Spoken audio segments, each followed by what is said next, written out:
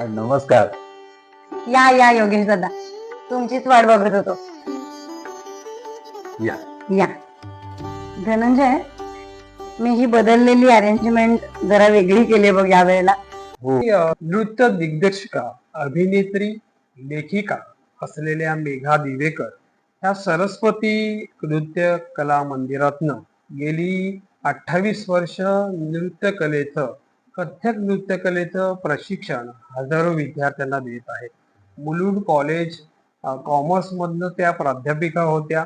त्यांनी बाजीराव मस्तानी, महाराण्या पद्मिनी, छत्रपती शिवाजी महाराज आदी मालिकेंचं नृत्य दिग्दर्शन केलेलं आहे. नुकतीच आपण जी तांब्या पितळेची घरातली जी टूर पाहिली ती फारच वेगळी वाटली.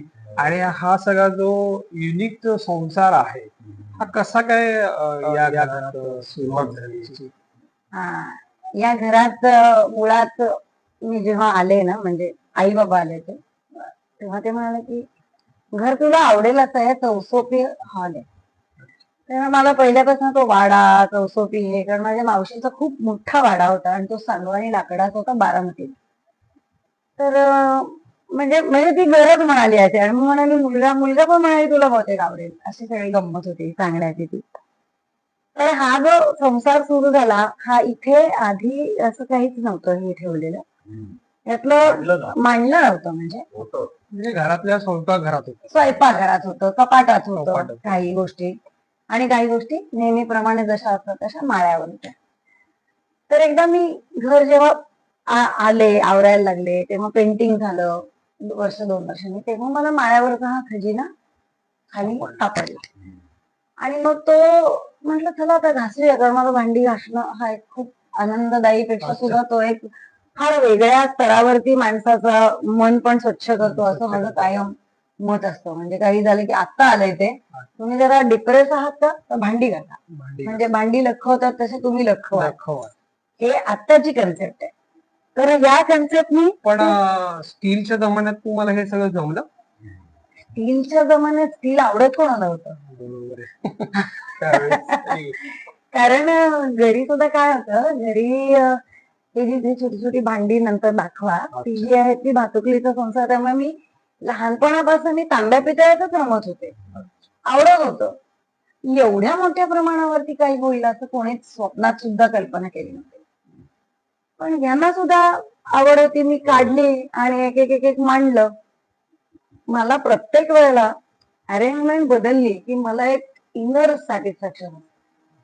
म्हणजे हे माझे सगळे मित्र मैत्रिणी त्यांना याच्याकडे रोजच आलं की दर 8 दिवसांनी काहीतरी नवीन असतं. आता हा तर खूप झाला संसार, पण तेव्हा तुला आठवत असेल तर चंद्रशेखर कुलकर्णी यायचा, तर मला अगं काय सगळ्याला साखळलं की काय तू सारखं इथनं आलं तिकडे ठेव. म्हणजे हा तुम्ही थोडक्यात एक म्युझियम केला आहे. आता हा मुलुंडच्या उपनगरामध्ये हा असलेला तांब्या पितळेचा एक म्युझियम तयार केलेला आहे. आणि लखलखत आहे विशेष. आणि याची मग नीट नेटकं किंवा साफसफाई कधी होते?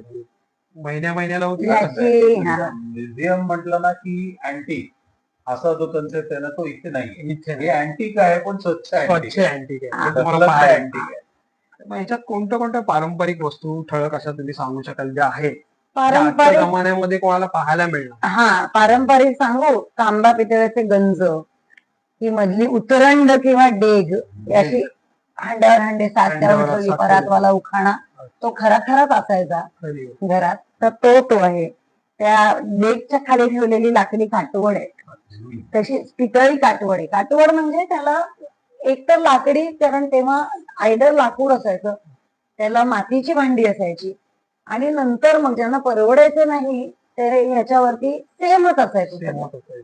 आणि नंतर ज्यांना हळू परवडायचं नाही, म्हणजे हे मी आईचे शब्द सांगते की आम्हाला इथे आईने घेतलेलं पिंप आहे पितळी, त्याची किंमत 35 रुपये आहे. 35 रुपयाचं पिंप आहे. 35 रुपये जमवण्यासाठी तिला साधारण वर्षभर वाट बघायला लागली. म्हणून ती म्हणायची की परवडलं नाही. किंवा एक पंखा घ्यायचा होता, टेबल फॅन, तो सुद्धा लग्न झाल्यानंतर घेण्यासाठी 7 वर्ष थांबायला लागलं. आणि आता आपण इलेक्ट्रॉनिक वस्तू ऑनलाईन मागवू शकतो. आणि मागे फार बदल झालेला आहे. खूप बदल झालाय. पण हे म्हणजे मध्ये आईचं सांगितलं हा फॅमिली खूप मोठ्या होत्या आणि बहुतेक फॅमिलीज मध्ये जबाबदारी सर्वात असते. वडीलधारा जो भाऊ असायचा त्याच्यावरती सगळी जबाबदारी असते आणि सगळे मेहनत करून पैसे कमवत असतात. म्हणजे आतापर्यंत हे सण उत्सव दिवाळी हा एकत्र होतो हा कुटुंब दिवेकर कुटुंबामध्ये हा सगळा सण उत्सव. हो, सण उत्सव जेवढं पूर्वी शक्य असेल. तुम्हाला असं आठवतंय का लहानपणातलं की दिवाळी असो सण फराळाबद्दल काय सांगू शकता? मलाही आठवतंय, त्यांनाही आठवतंय. दिवेकरांच्या हे घरामध्ये दिवेकर म्हणजे इकडे- म्हणण्यापेक्षा ते तुला सांगतो की सरस्वतीबाई आपटे आणि डॉक्टर मनोहर हे माझे आजी आजोबा. म्हणजे सरस्वतीबाई आपटे या माझ्या वडिलांची मावशी आणि त्या दोघांनी मिळून आमच्या बऱ्याचशा फॅमिलीतल्या मुलांना वाढवलेलं आहे. आणि सर्वात मोठी गोष्ट अशी होती की जी आता शॉकिंग न्यूज असेल तुम्हाला की they were not married to each other, they were living in living relationship. 1932 1935 च्या आधीपासून ते लिव्हिंग रिलेशनशिप मध्ये राहिले. पार्टिशनच्या आधी लाहोरला होते, तिकडनं लाहोरवरनं बडोद्याला आले, बडोद्यात राहून त्यांनी हे घर बांधलं आणि या घराला आता 55 ते 60 वर्ष 60 वर्षाचं घर आहे. आणि त्यामुळे उत्सव जे होते ना ते सगळे त्या दोघांच्या वरती केंद्रित होते की ते म्हणायचे ती पूर्व दिशा. कारण सगळे नातेवाईक आमचे जे दिवेकर असतील, भिडे असतील, वझे असतील, हे सगळे त्यांच्याशी एकत्रितपणे हे सेंटर होते दोघ जण. आणि फराळ मुबलक केला जायचा. आणि मुळात मी तुला म्हणतो जसं की प्रत्येक घरी जो फराळ बनत असे ना तो फराळ एकमेकांना दिला जायचा. जो आज दिला जातो आता अजिबात नाही. आता आज सगळं रेडीमेड दिलं जातं, रेडीमेड मिळतं, रेडीमेड दिलं जातं. आता म्हणजे ते त्यापेक्षा- जाहिरातच अशी करतात की आमचं नाही खाल्लं तर तुमची दिवाळी ही पापी दिवाळी होणार नाही साजरी. तुला गंमत सांगतो की आमच्याकडे प्रत्येक घरात जो त्या तिच्या सगळ्या सुना आमच्या इथे वाड्यात जे राहतात ते सगळ्या सरस्वतीबाई आपटे आणि डॉक्टर मनोहरांच्या सुना. तर प्रत्येकीने केलेला फराळ जो असायचा तो पाठवला जायचा आजीकडे आणि ती अप्रूव्ह करायची की हे बरोबर झालंय की नाही झालेलं आहे. अशी गंमत होती त्याच्यात. त्या बनवण्यामध्ये कसं बसायचं त्यामुळे की आजीला आवडेल असं बनवलं जायचं. फेमस केस बघ, मी पण तिथे शोभना सोसायटीत राहत होते ठाण्याच्या. तिथे पण छोटी म्हणजे कोऑपरेटिव्ह सोसायटी होती पण आम्ही 10 कुटुंब होतो. तर ते 10च्या 10 घरी ताटं जायची आणि मग प्रत्येकाचं असं इन्स्पेक्शन किंवा मार्क दिले जायचे, ग्रेडेशन असायचं. सोसायटीत आमच्या पण वार्षिक 2दा पूजा व्हायच्या. आमचे सगळे सण उत्सव एकत्र साजरे व्हायचे. आम्ही कित्येक वेळा फटाके आता तर बॅन झाले पण तेव्हा बॅन म्हणजे आता उडवत नाही आपण, पण एकत्र फटाक्यांची खरेदी व्हायची. बुंदीचे लाडू घरात आता बनवणं हा विचारच करत नाही आणि कोणी करूच शकत नाही. आता नवीन पिढीला तर म्हटलं की बाबा बुंदीचे लाडू करूया का, आता import करूया. नाही इंग्लिश सिनेमामुळे थोडे इन्स्पायर झाले होते. पण मुळात ते अजूनही माझ्याकडे तो झारे आहे, ती पातेली आहे. त्याच्यावरती जे मी आणि आजी मिळून तो बुंदी पाडायचो. तो ठोक ठोक आवाज. काही वस्तू अशा आहेत की उदाहरणार्थ मोदकाचं भांड असेल, आप्पे असतील, हे तुम्ही त्यामध्ये करता? साहित्य इथे एक ढोकळा पात्र आहे. कधीतरी वाटतं की चला आपण या चहाच्या किल्लीमध्ये चहा बनवूया. या घरामध्ये आपण जी आता मगाशी टूर केली ही तांब्या पितळेची भांडी, त्याच्यामध्ये तुम्हाला मोदकाचं भांड मिळेल, तांब्या पितळेचं असलेलं पाण्याचं गरम करण्याचं बंब मिळेल, अडकित्ते आहेत, पायली आहे, टोप आहेत, पितळेचं थर्मास देखील आहे आणि इंजेक्शनचा बॉक्स देखील आणि एक गळापकडी पक्कड आहे, पक्कड देखील आहे. आणि मग हे सगळं कलात्मक साठवण करत असताना सध्या कोट्यवधी रुपयांचे फ्लॅट्स लोक घेत असताना तुम्हाला हे सगळं असं आवडतं का? हा, तर मी त्याच्यावर एक सांगते. फ्लॅट कोट्यवधी रुपयाचे असतात. त्याच्या विटांना आता विटाच नाहीत, त्याचा मुलामा गिलावा वेगळा आहे.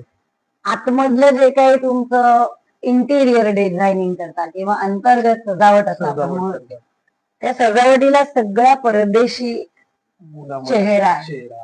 मुलामा पण नाहीये, परदेशी लोकांचा चेहराच तो आहे म्हणून त्यांचं घर तसं.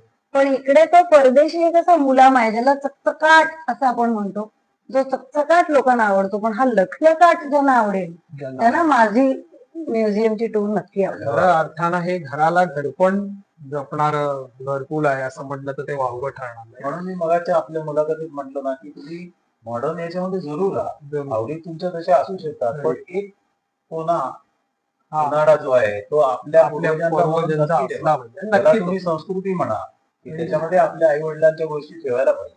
सर, महागडे पडदे सोडून तुम्ही मला फार वेगळे पण वाटलं हे हा, घराला पडदे आहेत त्याची मी गंमत त्याची सांगते. वेगळी रंगसंगत वाटते. त्याची एक गंमत अशी आहे की एका नवरात्रीला ना काहीतरी एक आर्टिकल मी वाचलं होतं एका कुठेतरी शाळेच्या प्रिन्सिपल राहायचं की I stitch the curtains which of the saris which were worn by my ancestors. तर मी त्या ह्याला बळी पडून एक पडदा शिवून घेतला साडीचा आणि मग ते सगळं घाण दिसायला लागलं. मग ते काय करावं, तर खूप ओढण्या होत्या, तर आधी प्रत्येक ह्याच्यावर अशा ओढण्या बिढण्या टाकल्या, असं काय काय केलं. आणि मग मी नंतर जेव्हा म्हणजे हे कदाचित इन्स्पिरेशन फ्रॉम नितीन चंद्रकांत देसाई असेल, कारण त्यांच्या सेटवरती जेव्हा मी तासन तास रमायची त्यांच्या सेटवरती.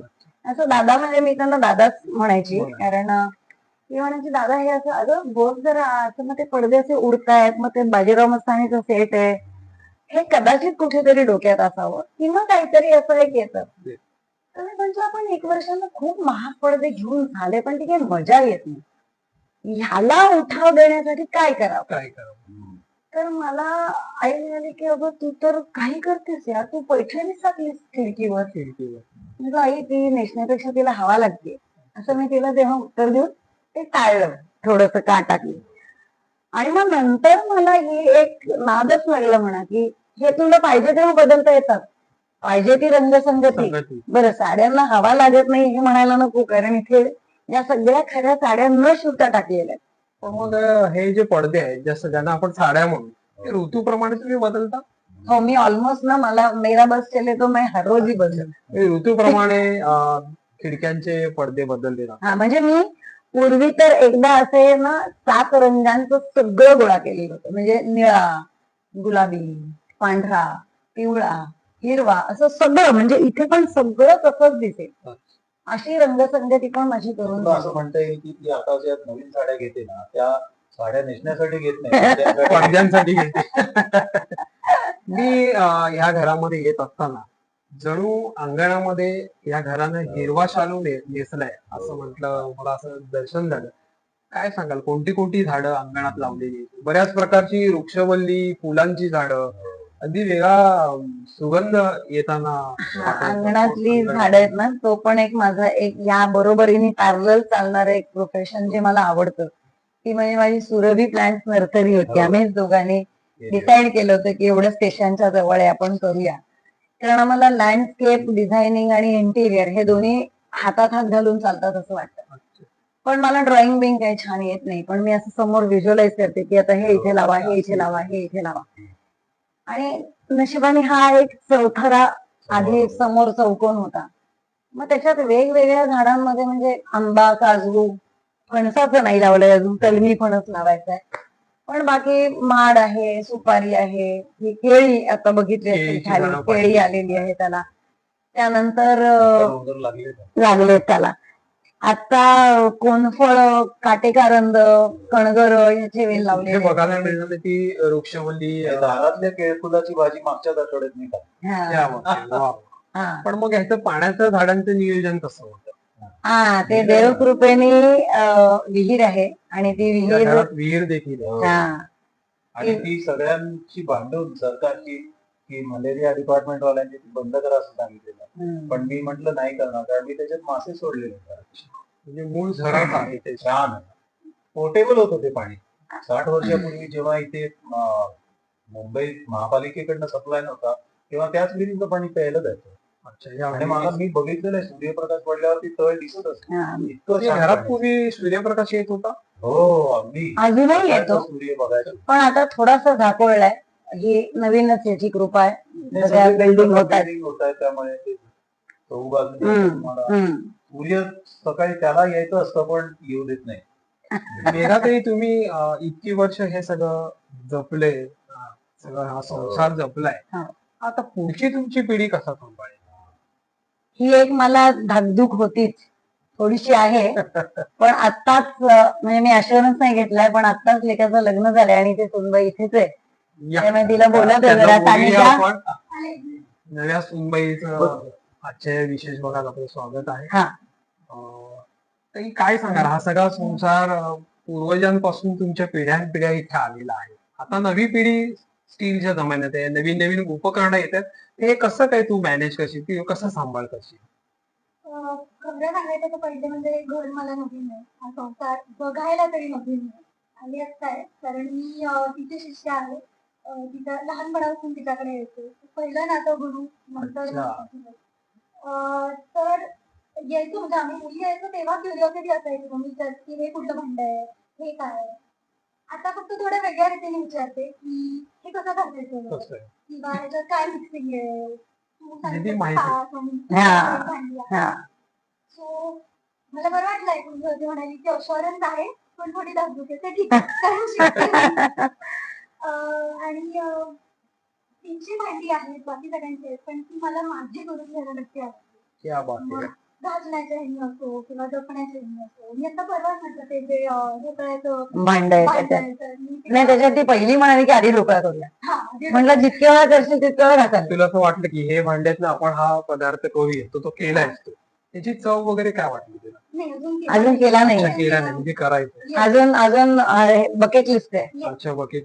ते मोदक बरं, मी मोदक खूप छान करते. म्हणजे क्या माझी आई खूप सुंदर करते. मी तिच्या बरोबर मग ते मोदक आहे ते ह्या भांड्यांमध्ये करणार आहेस का? बघ, हो हो अर्थात नक्की. हे जे भांडी आहे त्याला काय स्वच्छ करायला काय वेगळं काय? हा, म्हणजे हे सगळे इन्व्हेन्शन करत करत एका अशा निर्णयापर्यंत आलो आम्ही की खराब जी लिंब टाकून देतात ती मी चक्क विकत आणते. अच्छा. ती खराब लिंब एका मोठ्या ड्रम मध्ये साठवते. आता सुदैवाने साठवायला जागा आहे म्हणून. पण ज्यांच्याकडे नसेल त्याने ती खराब लिंब मिक्सरला लावून फ्रीज मध्ये छोटीशी बरणी ठेवली तरी ते पॉसिबल आहे. त्या 2 टबांमध्ये एका द्रावणात बुडवून ठेवायची, ती म्हणजे पुसायची व्यवस्थित या लिंबाच्या ह्याने, दुसऱ्या पाण्यात बुडवायची आणि ओडोपिक पावडर ही लावल्याशिवाय ती भांडी तशीच्या तशी राहत नाही. दुसरं इन्व्हेन्शन झालं होतं कोविड काळामध्ये की आपण आंबे आणतो खूप, आंबे आंबट निघतात. बरोबर. तर यांनी ते तेव्हा कोणीच नव्हतं घासायला, पण भांडी तर मागत होती की आम्हाला घासा, सरकट नाही ठेवायची. बरोबर. तर यांनी एकदा ती सगळी अशी ठेवली होती आंबट. तर त्या आंब्यांच्या याच्यात सुद्धा तिथं अतिशय सुंदर होतं. असं बुडवून काढलं की तुम्हाला कळणारच नाही की किती एफर्टलेस आपण करतो. आणि आंब्यांचं वैशिष्ट्य असं आहे की त्याचा वास 2-2 वर्ष त्याचा खराब होत नाही. आंब्यांचाच वास आहे. हे काय माहित नाही, फळांचा राजा आहे म्हणून तर काय माहित नाही. लिंबांचा कसा थोडासा तरी रॉटन स्मेल येतो पण तसा होत नाही. आधी मी पितांबरीने करून पाहिलंय, हात काळे होत होते. आणि आता भांडी खूप झाल्यावर पितांबरी म्हणजे हे जे मित्र म्हणतात की एजन्सी घेतली तर तुम्हालाच सेल करावं लागेल, तुमच्याकडे भरपूर सेल. आता रमली आहेस की कसं वाटतं तुला या घरात आल्यानंतर? खूप छान होतं. मी बरेचदा म्हणजे अजून रुळते हळूहळू पण बरेचदा चहा किंवा काही घेऊन मग मी इथे बसते, लाईट बंद करते. छान हे वाटतं इथे. जुन्या पद्धतीत रमायला आवडतं. हो खूप जास्त. म्हणजे छोटी गोष्ट सांगायची म्हणजे आत्ताच लग्न झालं तेव्हा नऊवारी नेसायची आपली पद्धत. तर घरी म्हणजे माझ्या आजीच्या मोठ्या बहिणीची जिने तिला सांभाळले त्यांची साडी होती. मी माझ्या आईला ताईला विचारलं की नेसू का? तर हो अर्थात म्हणजे ते आपलं हेरिटेज आहे तो हो, तर ते लग्नात तीच साडी नेसली होती. म्हणजे आपण विशेष म्हणून बाहेर वापरलेल्या गोष्टी भरपूर ह्याच्यात महाग विकत घेतो पण आपल्याच घरातल्या किती जुन्या साड्या छान टिकवलेल्या नाही, असतात. मोती निवडावा अशी सुनबाई तुम्हाला साजीशी अशी निवडली असं म्हटलं तर ते वावगं ठरणार नाही. म्हणजे मला तुमच्या कुठे परंपरेला पुढे नेणारा, वारसा पुढे नेणारा हा. अशा पद्धतीची म्हणजे तुमची इच्छा तरी नक्की आहे आता बाकी सगळ्यांचा आशीर्वाद. चर्चा अशीच पुढे करणार आहोत. सरस्वती नृत्य कला मंदिराचा प्रवास कसा सांगाल? सरस्वती नृत्य कला मंदिर 4 मे 1999 रोजी स्थापन केले.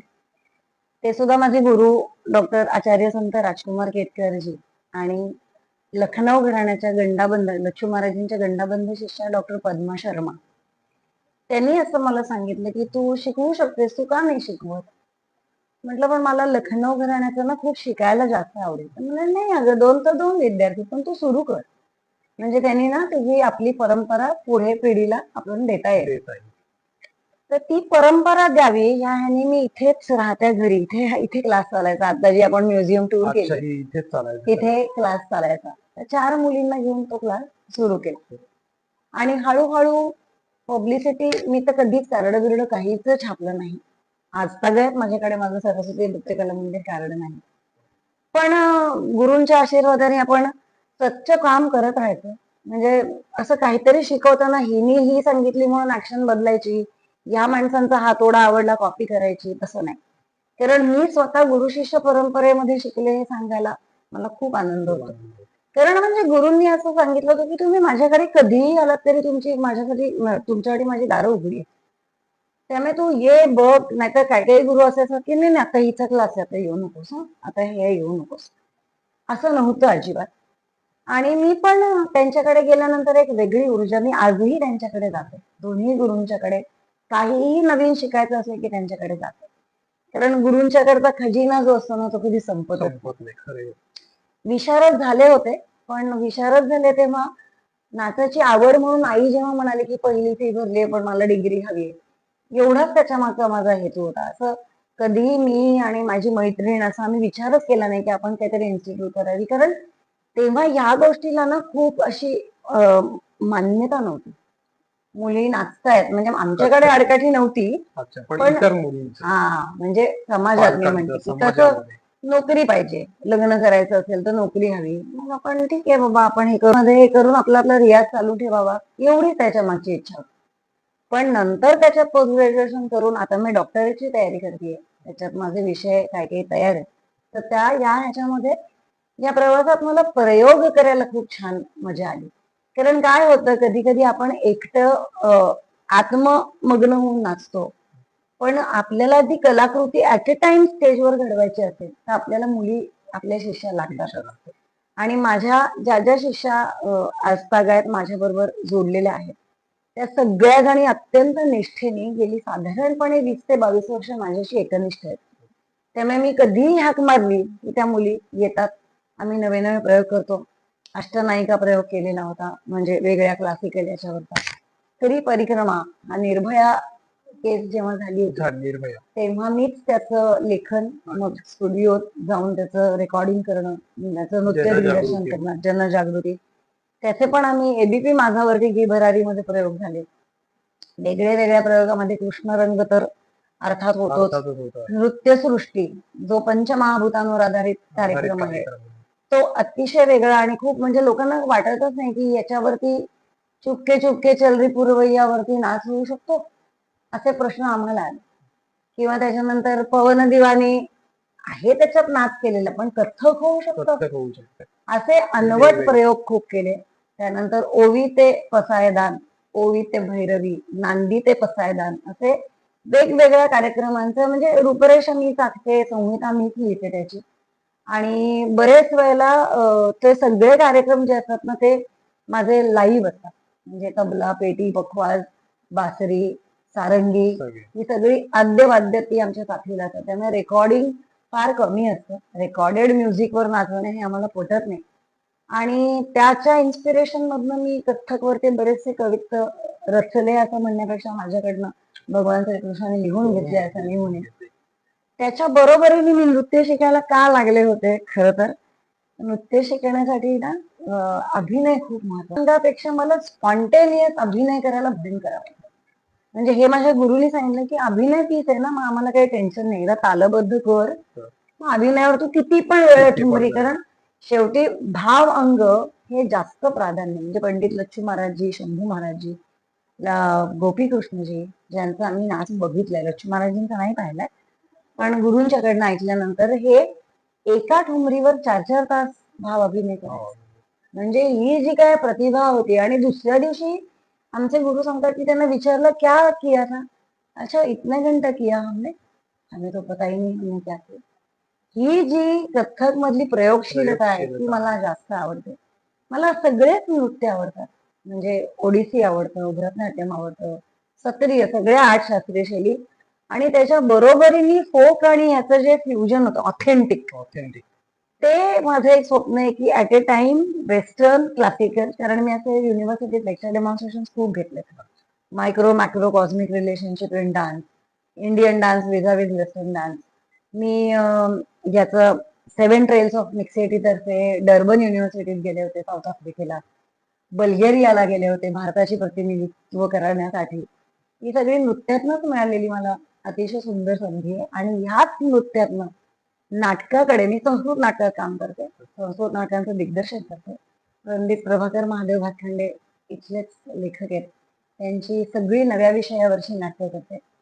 त्याच्याही आधी माझ्या आई वडिलांची पण पार्श्वभूमी ही हौशी नाट्य मनवंतर संस्था होती, त्याच्यात राज्य नाट्य स्पर्धेमध्ये करायचं, त्यामुळे ते अभिनय बाळकडू आलं ते असेल. बाळकडू आलं. मामा मामी कोकणातल्या नाट्य उत्सवासाठी करायचे, त्यामुळे आलं असेल. एकंदरीत तुमच्याकडे बाळकडू हा. आले. तुम्ही काही मालिकेचं नृत्य दिग्दर्शन केले, ज्याच्यामध्ये छत्रपती शिवाजी महाराज, हा, त्याच्यानंतर छत्रपती शिवाजी मध्ये शाहिस्ते खानाचा जेव्हा तो जो सीन आहे त्याच्यात मीच तराणा नाचलीये. त्याच्यानंतर मी महाराणी पद्मिनी का जोहार मध्ये घुमर आणि कव्वाली असं दोन्ही केलंय. त्यानंतर मी बाजीराव मस्तानी बाजीराव मस्तानी ETV वरची, ETV वरची. त्याचं 1 वर्षाची बाजीराव मस्तानी हा नितीन दादांनी टाकलेला विश्वास होता पूर्णपणे. अच्छा. त्याच्यात 17 वेगळे वेगळे डान्स नितीन सिच्युएशन. सरदेसाई जे कला दिग्दर्शक होते. नितीन चंद्रकांत देसाई नितीन चंद्रकांत देसाई अगदी म्हणजे हॉलिवूडचा आणि बॉलिवूडचा सेट डिझायनरचा बादशाह म्हणतो. बादशाह म्हणून. त्यामुळे त्यांनी फ्री हँड दिलेला होता.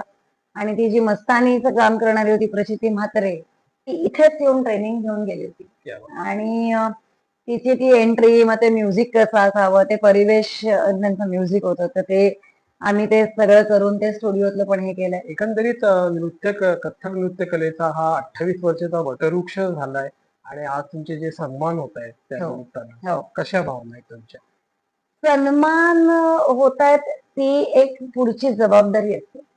म्हणजे आता मला राष्ट्रीय स्तरावरचा 2 वर्षापूर्वी हा मिळालेला होता नाट्य आणि या क्षेत्रांमधला योगदानासाठी, नृत्यासाठी. आता अष्टपैलू कलाकार मिळाला होता. आता प्रभावती पागे म्हणजे राष्ट्रपती पदक पुरस्कार विजेत्या सिंधुताई डांगे, जे खूप मोठं नाव आहे संस्कृत मधलं, त्यांच्या आईच्या स्मरणार्थ दिला जाणारा पुरस्कार मला दिला होता. त्यानंतर आता ठाणे वैभव मध्ये कालच तो हस्तकलाचं हे आलं होतं. त्याच्या आधी मागच्या वर्षी अभिषेक बच्चन यांच्या हस्ते हिरवे अंगण बिरादरी, युवक बिरादरीचा यांच्या हस्ते आणि रोहिणीताईंच्या हस्ते पुरस्कार स्वीकारताना वेगळ्याच भावना होत्या. मी आजही युवक बिरादरी या संस्थेशी जोडलेली आहे गेले 35 वर्ष. त्यांच्याकडनं आम्ही पुण्यतीर्थ भारत याचे 90 मिनिटाचा जो भारताचा इतिहास सांगणारी जी नृत्य नाटिका आहे, त्याचे 75 प्रयोग केले होते मी भारतभर. आणि तसंच या नृत्याने मला आणखीन म्हणजे खूप दिलंय भरभरून, जबाबदारी पण वाढवलेली आहे की आणखीन सकस, आणखीन प्रयोगशील, आणखीन लोकांना समाविष्ट करता येईल अशी कला.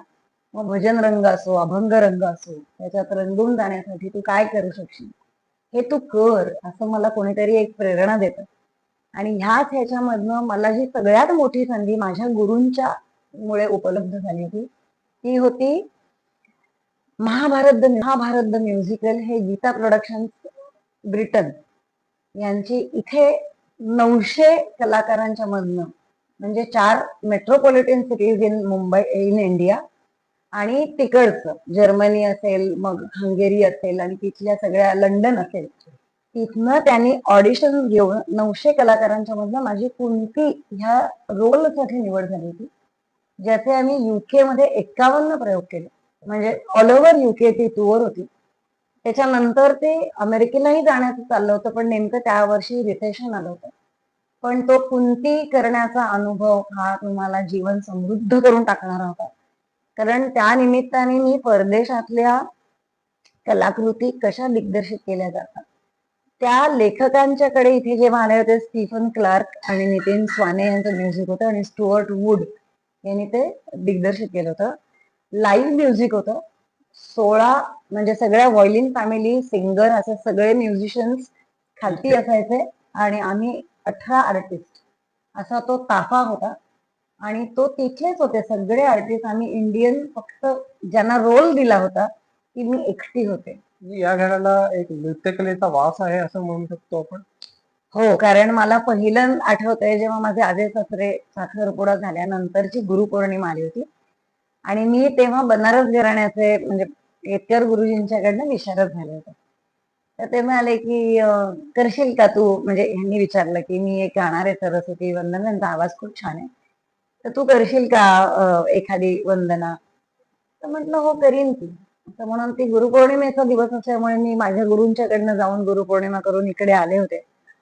आणि ते केल्यानंतर ते म्हणाले की बेटा तू नाच खूप छान केलास, पण तो नाच आहे ना, तो आणखीन असा ना अशा वेलींसारखा असावा, नाजूक.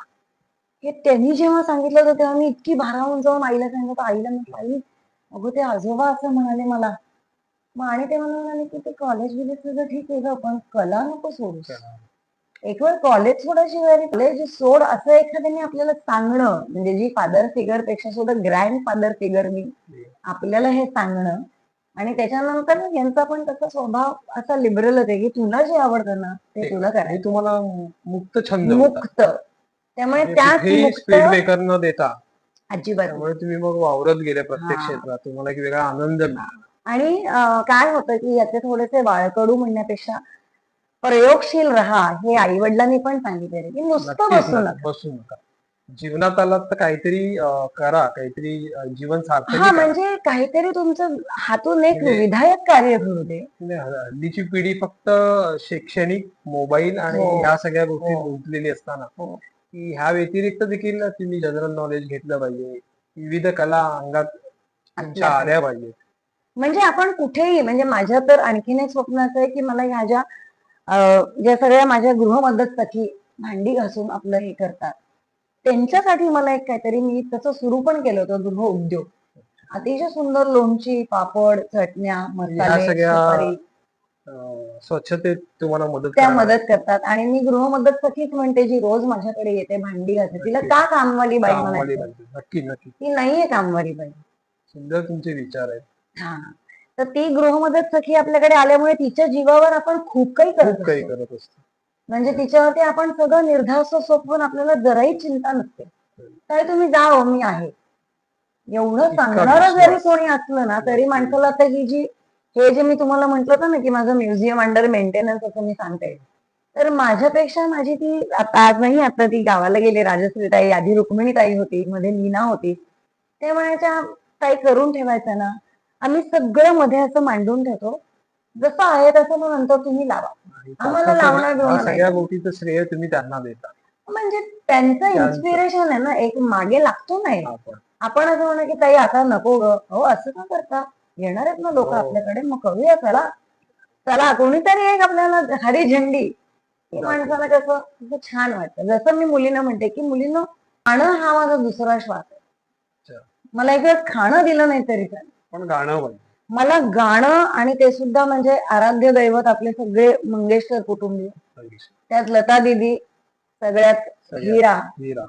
त्यामुळे त्यांची ही गाणी लावल्याशिवाय, म्हणजे कित्येक वेळा मी सांगू का तुम्हाला, की भांडी आता जी आपण एक टूर केली ना, ही इतकी चपखल, त्या भांड्यांनी पण अनेक वेळा गाणी ऐकली आहेत. नक्की. खरी गोष्ट.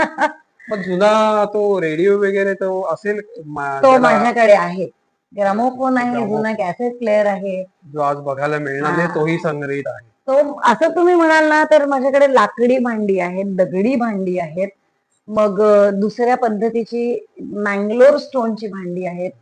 निसर्गातलं काय काही कलेक्शन मिळालेलं आहे, ते एक वेगळ्या ठिकाणी. केनचं खूप कलेक्शन ठेवलंय. पण आता हा म्युझियम, ह्या इथे आज हे डेकोर होतं, पुढच्या वेळेला वेगळं असेल. निसर्ग माया पुस्तकाबद्दल सांगायचंय मला थोडस. हे तर अरेंजमेंट केल्या आणि बघता क्षणी सुचलेले शब्द आहेत. शब्द. ह्याच्यात मात्र मी जसं म्हटलं की मी प्रचंड फुलवेडी आहे, निसर्ग वेडीच म्हणा. तर प्रत्येक फुल कविता लिहिताना माझ्याशी येऊन काहीतरी संवाद साधून गेलं. कारण आता कसं असतं की आपण भाव अभिनय पण शिकवतो, त्याच्यामध्ये अभिव्यक्ती काय, त्यांच्या फुलाची अभिव्यक्ती काय, असं म्हणून हे आता प्रकाशित झाल्यानंतर 2 खूप सुंदर प्रतिक्रिया आल्या होत्या. ते म्हणाले की मराठीतलं अत्यंत देखणं आणि श्रीमंत पुस्तक केलंय तू कवितेचं. का तर जी जी फुलं आहेत त्या सगळ्या फुलांचे अतिशय सुंदर मी काढलेले आणि धनंजयने काढलेले फोटोग्राफ्स त्याच्यामध्ये आहेत. ते विशेष आहे. आणि त्याच्या बरोबरीने एकही पान असं सापडणार नाही तुम्हाला की फुलं नाही आहेत फुलांनी त्याच्यामध्ये. अशा त्या कविता आहेत, सामाजिक जाणीवेच्या काही कविता आहेत, फुलांचं सेक्शन आहे, पानांचं सेक्शन आहे.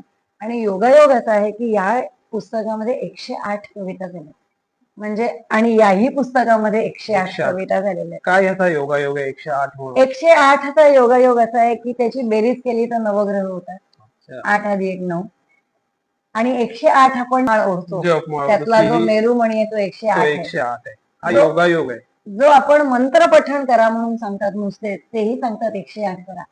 त्यामुळे हे मी निसर्गाचं मंत्र पठण केलंय असं मला वाटतं.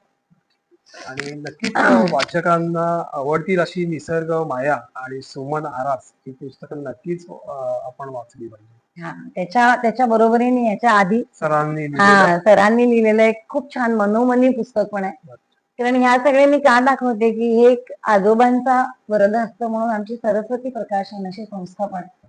त्यामुळे ही पुस्तकं सरस्वती देखील या घराला प्रसन्न आहे असं म्हणलं हा, तर ही सगळी प्रकाशनं आम्ही त्या सरस्वती प्रकाशनाच्या माध्यमातून केलेली आहेत प्रकाशित. आणि ही जी प्रकाशित केली आहे ही याच्या मागे कुठल्याही प्रकारचे पैसे मिळवायचे नाही, पण लोकांना निसर्ग भान यावं, निसर्गाचे निदान प्रेम नाही तर निदान घृणा नसावी. झाडावरनं पक्षी, किडे, मुंग्या राहण्याचं स्थान आहे. त्यामुळे माझ्या घरात किडे आले असं म्हणून माणसाने, त्या नवीन पिढीचं सांगते मी, त्यांनी निदान त्यांच्याशी जवळीक त्या मातीचा स्पर्श घ्यावा, त्या फुलांचा वेगळा वेगळा गंध हा आत्मसात करावा. नुसतं परफ्यूम मारलं की नाही राहत हो, बकुळीचा फुलांचा. आणि आणि मरवा, जो काय दवणा मरवा आपण विठ्ठलाला ज्या माळा आवडतात, तो मरवा सुकल्यावर पण सुकलेला जो वास येतो ना, तो तुमचा आयुष्याचा गंध आहे. दिवेकरांच्या ह्या उत्कृष्ट मुलाखतीचा शेवट आपण दिवेकरांच्या घराच्या उंबरठ्यावर करणार आहोत. तर का करणार आहोत त्यासाठी आपण मुलाखत शेवटपर्यंत पाहा. नाटकांमधनं पण आपण काही कामं केली आहेत. हो योगेश दादा, मी जसं म्हंटल की मी एक ना कलाकार जो असतो ना तो सर्वांगीण असा झोकून देणारा असतो. मी नाटकात काम करण्यापेक्षा ना मी त्याची बॅकस्टेज पण एन्जॉय करते. कारण हे संस्कृत पडद्यामागचा कलाकारही फार महत्वाचा असतो. हा, म्हणजे मला जेव्हा मी संस्कृत नाटकामध्ये त्यांच्या ह्याच्यामध्ये जेव्हा मला एक छोटंसं काम पहिलं मिळालं, संस्कृत मध्ये शाळेत नव्हतं पण मला काकांनी खूप छान तयार केलं. त्याच्यात मला सर्वोत्कृष्ट अभिनेत्रीची पण सलग 3 वर्ष शासनाची पारितोषिक मिळालीत. आणि ते म्हणाले की पुढच्या वर्षी तुला नाटकात नाही घेतलं तरी पडदा ओढायला घे. त्यामुळे संस्कृत नाटक तुला काय देईल मला माहित नाही. तर मी तर मगाशी जे महाभारत द म्युझिकल जे सांगितलं ना, जे लंडन मध्ये प्रयोग झाले, गुगलवरती पण तुम्ही पाहू शकाल, ते वेगळा अनुभव होता. तर त्याच्यामध्ये मला आवर्जून सांगायचं की कुंतीची शेवटची सोलोलोकी ही पंडित प्रभाकर भातखंडे यांनी 1.5 पानी लिहिलेली संस्कृत मधली त्यांनी ठेवली होती. त्याच्यामध्ये म्युझिकल होतं, त्याच्यामुळे आम्हाला नाचायचं पण होतं, गायचं पण होतं, ऍक्टिंग पण करायची होती. या वेगळ्या ह्याच्या बरोबरीने मी त्याच्या आधी आदिपश्य या नाटकामध्ये योगास्था म्हणजे युगास्था म्हणजे आदिपश्य म्हणजे एडिपस कॉम्प्लेक्स वरती ग्रीक शोकांतिका आहे. ती विवेक आपट्याने लिहिली, ज्यांनी राजा शिवछत्रपती विनय आपट्यांचे भाऊ. आणि आत्ताचा अतिशय आघाडीचा कलाकार चिन्मय मांडलेकर यांनी दिग्दर्शित केलं होतं. त्याच्यात निखिल हजारे हा आदिपश्य होता, मुकेश जाधव, मी आणि मिलिंद सफाई काम करायचे, आणि स्वतः विवेक आपटे आणि अतुल महाजन कीर्तनकार. कीर्तन शैलीतली शोकांतिका आहे ती. त्यामुळे ती पण तो पिरियड ड्रामा, म्हणजे मला स्वतःला सगळे पिरियड ड्रामा करायला आवडतात. आणि मला असं वाटायचं की म्हणजे आपल्याला विवा शिरवाडकरांची नाट्यांची भाषा, राम गणेश गडकर यांची भाषा, वसंत कानेटकरांची भाषा शैली, पु ल देशपांड्यांची भाषा, त्या भाषेवरती प्रेम आहे म्हणून लोक नाटक बघायला जातात. त्या उर्मीत येऊन मी 2 माझ्या डोक्यामध्ये विषय आहेत. त्यातला एक जो आहे तो सधन दारिद्र्याचे धनी असं म्हणून ते नाटक लिहिते. त्या वेगळा त्याचा हे प्लॉट तयार आहे. आणि एक जे आता म्हणजे लिहिलंय माझ्या जॉनर मधला, जसा स्त्री परिक्रमा मी अख्खा 90 मिनिटाचा नॉनस्टॉप जो प्रयोग करते, त्याचे मला प्रयोग खूप करायचे. आणि हा तकिट तकिट धा या नावाने आत्ता जे द्वंद्व चाललंय, classical dancers versus western dancers, तर शेवटी जसं तुम्ही आता तिला प्रश्न विचारला की ही ह्याची बॅटल पुढे कोणाला देऊ, तसं आमचं असं झालंय की मला निष्ठावान शिष्यांच्या मी कुणाच्या हातात द्यायचं. म्हणजे मी गेले समजा या भूतलावर, तर हे पुढे नेणार होतं. याच्यामधनं मुकेश जाधवनी तो एक प्लॉट सांगितला की कसं होतं काय होतं आणि त्याच्यावरती हे करून आम्ही त्याचे 5 वेगळे प्रयोग केलेले आहेत. आता त्यात आणखीन वेगळ्या स्तरावरती ते प्रयोग करायचे. तकिट तकिट धा हेच नाव आहे त्या नाटकाचं. खूप वेगळ्या पद्धतीचं नाटक आहे, म्हणजे क्लासमध्ये जे घडतं तसं घडून नंतर बाकीचं काय काय जे घडतं ते. अशा एकांकिका खूप केल्या. डबिंग आर्टिस्ट म्हणून आवडतं मला. मी स्वतः खूप चांगलं कॉम्पेअर करते म्युझिक प्रोग्राम्स, कारण संगीत हे परत आपला श्वास आहे मग. आणि एवढंच माझं फक्त असं, हीच आमची प्रार्थना आणि हेच आमचे मागणे, माणसाने माणसाशी माणसासम वागणे, रादर माणसाने सर्वांशीच माणसासम वागणे असं मला वाटतं. कारण माझं दुसरं जसं हे प्रेम आहे ना, तसं आता तुम्ही आल्याला बघितलं असेल, मला सगळ्या प्रकारचे प्राणी आवडतात. आणि माझ्याकडे लहानपणापासून ते आतापर्यंत माझा एकही दिवस असा नाही की माझ्या आजूबाजूला आयदर कुत्रा किंवा मांजर किंवा पक्षी किंवा कोणी काही रेस्क्यू करायला बर्डच असतील तर मी पहिली धावत जाते. माझ्या ज्या परीने करता येईल तेवढं करत राहते. हे मला फार आवडतं. सर्वार्थानं तुम्ही आयुष्य फुलवलं. हो, स्वतःचं आयुष्य सर्वार्थानं तुम्ही फुलवलं त्याचं नाव. फुलत गेलं आणि कोणी तुम्ही तसं फुलत जातं. तसं फुलत फुलाला फुलवावं लागत नाही, ते फुलत तसं ते फुलत गेलं आणि अजून फुलत राहील असं नक्कीच, वाटतंय. नक्कीच. कारण शेवटी मुद्रा शिकवताना सुद्धा पद्मकोश आहे, त्याच्या आधी मुकुल आहे, मग पद्मकोश आहे, मग आलं पद्म आहे आणि मग परत फुलांची रांधा करताना क्रांत. परत असं ना, त्या फुल आणि निसर्ग याचं नृत्यात पण खूप जवळचं नातं आहे. बघ ना, मोराचं पीस दाखवायचं मयूर असतंय, नाचतो सुंदर मोर ते दाखवायला लागतं. त्यानंतर दाखवायचं असेल तर शुकतुंड पक्षी दाखवायला लागतो, हंस असते हंस पक्ष. फुल म्हणाल तर मुकुल म्हणजे कळी आहे, आलं थोडासा पद्मकोश उमलणारी कळी आहे, आलं पद्म विष्णूच्या हातातलं पूर्ण फुल आहे. आणि एखादा त्राम क्रांत करताना पुष्पक म्हणजे सुद्धा फुलांनी फुलांभोवतीच घेतलेली गिरकी असं मी त्याला म्हणते. कारण शेवटी कथ्थक म्हणजे लोकांना जे वाटतं की गिरक्या नाही, गिरक्या चक्र्या घुमऱ्या ते तुम्हाला बरोबर त्या तालामध्ये आणि त्या पृथ्वीशी संधान बांधून पृथ्वी फिरते तसं आम्ही चक्री घेऊन मस्त समेवर येतो. अशी प्रत्येकाच्या आयुष्यामध्ये अतिशय सुंदर सम गाठू दे. त्याला जे जे काय काय लाभायचं असेल मनात ते सगळं मिळू दे. पण मला एवढंच म्हणायचंय की आहे त्याच्यात आजचा दिवस माझा म्हणावं आणि आनंद मानून भरभरून माणसांनी जगावं. प्रत्येकाला सगळं देता किती घेशील दो कराने, 2 हातात मावेल एवढं घ्या आणि तोच आनंद उधळून टाका. बस बाकी काय नाही. मित्रांनो, दिवेकरांच्या वाड्यात मला जे अनुभवायला मिळालं ते आयुष्यभर स्मरणात राहणार आहे. इथे नैसर्गिक गारवा आहे, फुलांचा दरवळणारा सुगंध आहे. स्टीलच्या जमान्यात देखील इथे तांब्या पितळींच्या जुना संसार पाहायला मिळतो. घरात मेघाताई आणि धनंजय दादांच्या रूपानं लेखक लेखिका आहेत, त्यामुळे सरस्वतीचा वास देखील या ठिकाणी पाहायला मिळतो. कथ्थक नृत्यामधून नृत्य कलेची आराधना इथे होते. हे सर्व पाहता दिवेकरांच्या कुटुंबासाठी या उंबरट्यावर उभं राहून एकच म्हणावं असं वाटतं, थांब लक्ष्मी मी कुंकू लावतो, एक पाऊल तुमच्यासाठी.